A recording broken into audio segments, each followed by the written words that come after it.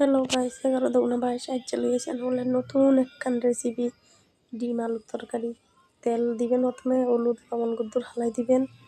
তেল একটু গরম হইলে দিবেন ডিমগুন ছাড়ি, একদম ডিমগুন দিয়ে এই গেগে করে ছাড়বেন, নইলে আবার গাত্তা উঠবো।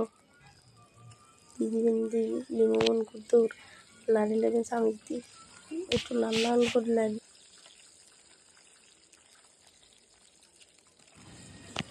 ডিমগুলো একটু নাড়িয়ে নেবেন, একটু লাল লাল করে বাবা গেছে যান বাজি লেগান আরও স্বামী যেগুলো উঠে লেবেন আরগুলো একটু লাল লাল গেছে ওপর উঠেইলাম।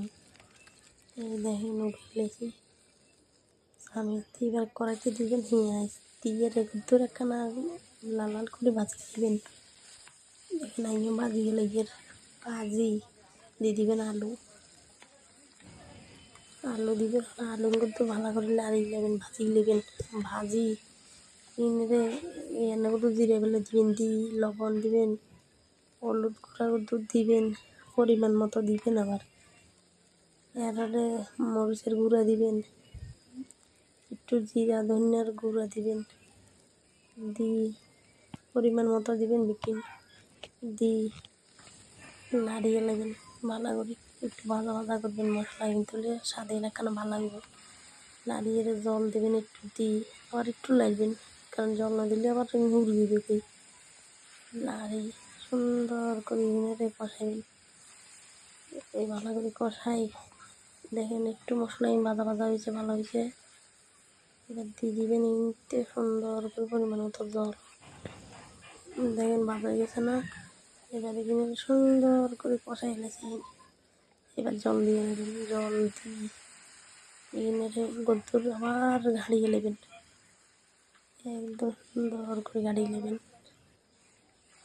দেখছেন নিয়ে গাড়িয়ে লেছি। এবার দিয়ে দেবেন ডিম দিয়ে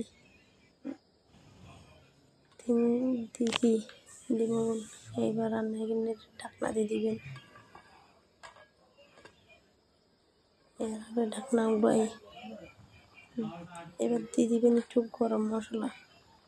আমি এখন দিয়ে দেখবেন নি ওই জানাই গরম মশলা লইয়ের দিয়ে এখানে দিয়েছেন এনে গরম মশলা দিয়ে দিবেন, দিই আর ইনের লাড়াচাড়া দিই সুন্দর করে চামচ দিয়ে লাগবেন। আবার হাত দিয়ে না উড়ে যাবে বই লাড়িয়ে সুন্দর